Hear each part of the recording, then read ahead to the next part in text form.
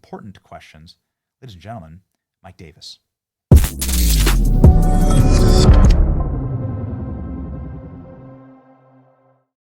Mike, we have to re-import terrorists to America because a judge says so.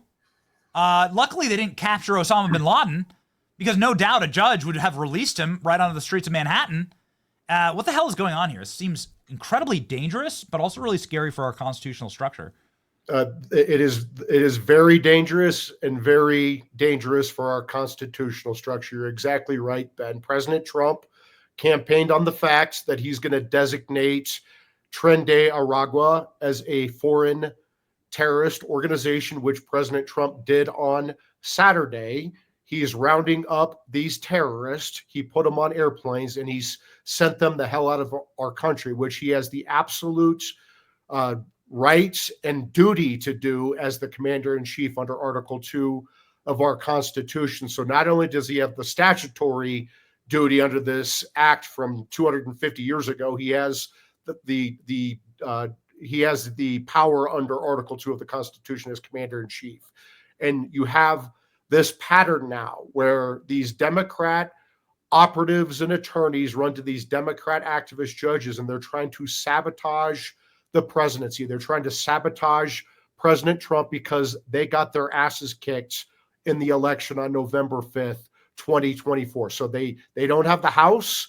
They lost the Senate, where we have a comfortable margin supporting President Trump. President Trump has the White House. And so these activists are running to activist judges and they're trying to sabotage the presidency with these clearly unlawful temporary restraining orders. And it started, Ben, with this Judge Ali, this new radical judge on the DC District Court who barely got confirmed. He's a Canadian citizen still as a federal judge. He bragged that he's the first Muslim, he's the first Arab federal DC judge. And he tried to tell the president that he had to send $2 billion in foreign aid over the president's objection when the president wanted to do a national security review to make sure there's not waste, fraud, and abuse, to make sure that we're not funding Hamas terrorists. And so he did that. And then here we are 2 weeks later, where this DC Obama judge, Judge Boasburg, who is supposed to be the most moderate of the radicals, but he's still a radical. He's only 90% radical instead of 100% radical. And this judge on Saturday ran into his chambers and he moonlighted as the commander-in-chief because he thought he had the power to tell the president of the United States to turn around planes full of foreign terrorists and return them to the United States. Fortunately, this did not happen. President Trump will say there may have been a misunderstanding, but I hope President Trump said F you to Judge Boasburg, Bozo, the clown judge in DC, because this judge, what he was trying to order is the most dangerous thing imaginable, interfering with an ongoing national security operation, sabotaging the presidency, putting American lives and our allies' lives in grave danger. You saw the video, Ben, with the El Salvadorian president released the video of the intense planning and security of the handoff of these terrorists from America to El Salvador. And this judge wants to tip off our enemies by alerting them that this operation is ongoing. This judge wants to tell the president he has to turn around planes in midair over the Gulf of America. Is this judge, does he understand if there's fuel in the plane? I've been saying this, Ben, unless this judge is a black trans woman, I don't think he's qualified to be an air traffic controller. So I think he's out over his skis where he thinks he can do this. And so this is so dangerous and over the top what this judge did that the Article 3 project is now calling for his impeachment and removal. So, yes, let's get to that. How do you check this balance? I think that the Supreme Court obviously should be checking this balance, yet when the USAID question came before the Supreme Court, Amy Coney Barrett and John Roberts are like, yeah, totally. You gotta light this money on fire. President doesn't have any say over how billions of dollars of U.S. capital is spent. So that wasn't a positive result. How do you check this power? Is it actually congressional impeachments? Yeah, I would say this to the Chief Justice John Roberts, who I know and who I like. I just have strong disagreements with his judicial philosophy, to the extent you want to call it a judicial philosophy. You have enabled this. You have caused a constitutional crisis by allowing these activist judges to sabotage Article 2 executive powers of the president. President Trump is not stealing legislative power from Congress under Article 1. President Trump is not stealing the Supreme Court's judicial power under Article 3. The president is exercising core Article 2 executive power, like, for example, making sure we're not funding Hamas terrorists to kill Americans. Or, for example, we're not pissing away $2 billion in foreign aid to go research transgender mice in Pakistan or wherever the hell USAID is spending the money. The president is taking care that our laws are faithfully executed. That is his constitutional power. That is his constitutional duty under Article 2. He's also the commander-in-chief. He's protecting Americans. And because the Supreme Court allowed Judge Ali, this self-proclaimed first Muslim Arab judge in D.C., a Canadian citizen, to get away with this 2 weeks ago on some civil procedure technicality. This was a temporary restraining order, not a preliminary injunction, according to Professor Amy Coney Barrett. So it's not immediately appealable. Because they let this judge get away with that technicality, it's not even, look, you're ordering the president to send $2 billion to a rat's nest. It's never coming back. How the hell is that a TRO? It's not temporary. This money's not coming back. But Professor Barrett said it's a TRO because the plaintiffs told her it was a TRO. So she let the money go out the door. The Chief Justice allowed it to go out the door because he's a wimp, right? So you have Professor Barrett and the wimp letting $2 billion go out the door. They thought that they were going to send a message to Judge Ali to calm down, back down. All they've done is embolden these radical Marxist judges, where this Boasburg, Bozo the Clown, thinks he can order the president of the United States in the middle of a national security operation to turn around planes and put American and allies' lives in danger. The House needs to step up now and impeach this judge to send a very powerful message that this judicial sabotage is going to end. The Chief Justice won't do his job. He's the circuit justice for D.C. He controls the D.C. courts. He's also the Chief Justice of the United States. For whatever reason, Chief Justice John Roberts doesn't want to do his job, so Congress needs to do his job for him and get these judicial saboteurs under control.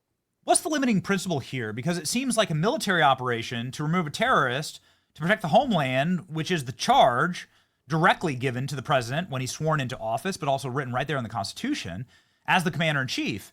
Like, at what point do you not have injunctions against troop movements on the battlefield, Mike? You don't. And the fact that this Boasburg, who's a smart judge, the fact that he went in on a Saturday and moonlighted as the commander-in-chief and put American and allies' lives in grave danger by just talking about the fact that this was an ongoing operation. He knew it was ongoing because he ordered the president to turn around the damn planes carrying the terrorist. What Boasburg did here was such horrifying judgment. It put American lives and our allied lives in grave danger. We're not dealing with Boasburg's illegal maids in his house, in his mansion, right? We are dealing with Trende Aragua. We are dealing with MS-13. These are the most vicious, dangerous terrorists on the planet. And Judge Boasburg, Bozo the Clown, thinks he can come in and tell the planes to turn around and everything's going to be okay because his buddies at the ACLU are worried that Trende Aragua terrorists aren't going to be able to rape and murder and kidnap and torture Americans. Apparently that's a bad thing. Look, I would say this to Judge Boasburg and all these other DC judges. It's amazing to me that you persecuted American citizens for 4 years. 4 years you persecuted them. And yes, persecuted them under the Supreme Court's Fisher ruling for trespassing and taking selfies in the Capitol. And you did nothing. You persecuted them. Yet you have these foreign terrorists who are kidnapping, robbing, raping, and murdering Americans. And you want to go into work on a Saturday and order the president to turn planes around to bring them home. You guys are out of your effing minds. Yeah, that's such a great point, Mike. It's like they actually view the January 6th political prisoners as a graver danger. 99.9% of them are patriots who just love this country, who actually thought that they read their First Amendment and was like, wait, redress my government grievances. Well, I mean, the Capitol building actually belongs to the people, right? So I'm going to go redress my government grievances, use my free speech. It's like, it's remarkable. They're putting terrorists ahead of and protecting and coddling terrorists before J6ers. It is a remarkable show of cards. If you're looking at like how they actually view the country. Yeah, it's 100% lawless. Biden and Boasburg apparently want to put Tren de Aragua, an MS-13 designated foreign terrorist, in 4-star hotels, right? And put Trump grandmas in the DC gulag. This is unacceptable. And this is why the Article 3 project not only is calling for Boasburg's impeachment and removal from office. Right now, it's on our website to light up both of your senators in your rep in the House of Representatives. I am also working with Senate leadership staff to draft legislation to bring dramatic, much needed reforms to our federal judiciary, including the DC District Court. If they have all this time to persecute Americans for 4 years for January 6th, all those people are pardoned now. It sounds like they're pretty bored, and they're bored enough where they think they can moonlight as the commander-in-chief and order the president to return planes. And so it sounds like we need to start making dramatic changes to the DC District Court because they're bored and they're dangerous. Yeah. So Babylon Bee headline, like judge appoints himself president of the United States, and it's shocking. Like many Babylon Bee headlines, shockingly accurate. At least Boasburg probably signed his own order. I don't think Joe Biden did. Donald Trump making a lot of news this morning about the auto pen scandal. We've had legal experts on the show, Mike, saying if you're non-compos matus, you don't get to say that this is a official document. This is why power of attorney exists. You have to prove these things. There's signature forging happening all the time.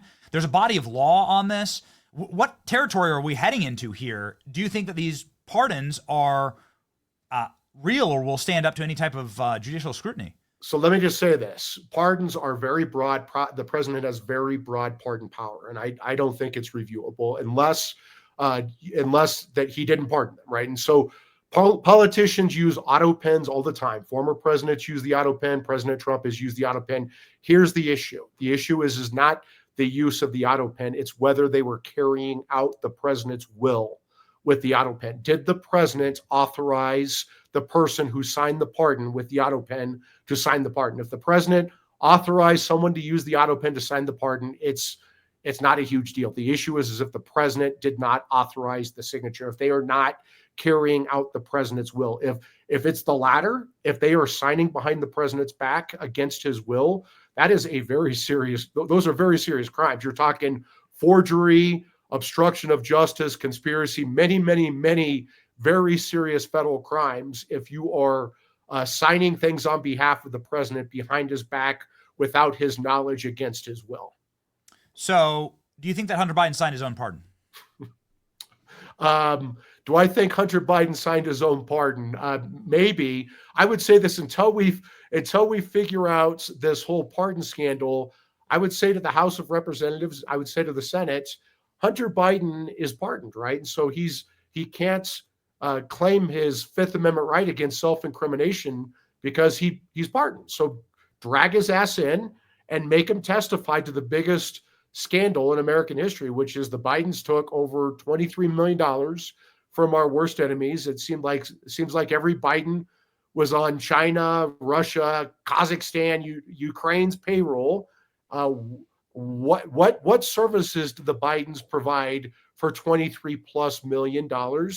And what did our worst enemies get for $23 million from the Bidens. Yeah, well, Hunter Biden has fled to Africa. So not sure if he's ever coming home, Mike. I'm not sure we'll be able ever to ask. One final parting gift for you, Mike. Your message to Amy Coney Barrett, you personally helped get her into that seat. Some people have been pretty disappointed. What's your message to her? Well, let me clarify. I didn't pick her. I was at the Article 3 project, and after President Trump picked her, I helped confirm her. So you can't blame me for picking her. I would say not this. Not blaming you, Mike. I love you, man. But what's going on there? It's a very good question. And I would say this to both the Chief Justice and Amy Coney Barrett. Are you going to boldly and courageously follow the Constitution, or are you going to cow to the left's mob, right? And because what the left is doing is an existential threat to our country, right? They try to bankrupt Trump. They try to throw him in prison for life for non-crimes. They try to take him off the ballot unconstitutionally. They try to take off his head. Now that the American people have spoken and they've put him back into office, he has a broad electoral mandate to carry out what the American people want him to do, which is to cut waste, fraud, and abuse, to secure our border and get these terrorists the hell out of our country. And you have these Democrat radical district court judges sabotaging the presidency. I know this for a fact, that the DC district court judges, I have this inside knowledge that they are bragging about which one of these Democrat judges are going to go after President Trump and issue a TRO first, right? Mm-hmm. It's a competition among these Democrat district court judges. And if this continues to happen, if they continue to sabotage the presidency, particularly on foreign aid, particularly as commander in chief, the federal judiciary is going to lose its legitimacy. And when it loses its legitimacy, the federal judiciary loses everything, right? Because is Judge Boasburg going to send his law clerks to like parachute onto the planes and hijack them and turn them around? Because if the president and the executive branch do not carry out illegal orders from these judges, they have no legitimacy. The emperor has no clothes. And once they lose their legitimacy, they lose everything. And so I hope the Chief Justice understands how much is at stake. And I hope Justice Amy Coney Barrett understands that she's not grading law school exams at Notre Dame anymore. This is very serious stuff. We need judgment. We don't need civil procedure law professors. All right. Well, we hope she's listening. Pretty, you have a majority, but you wouldn't know it on the court. You have a 6-3 majority on the court, Mike. These should be slam dunks. It seems 5-4 liberals, but it should be 6-3.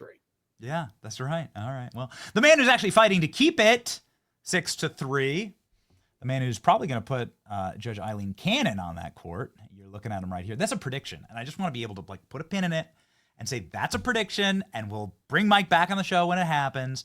Ladies and gentlemen, Mike Davis. Follow him.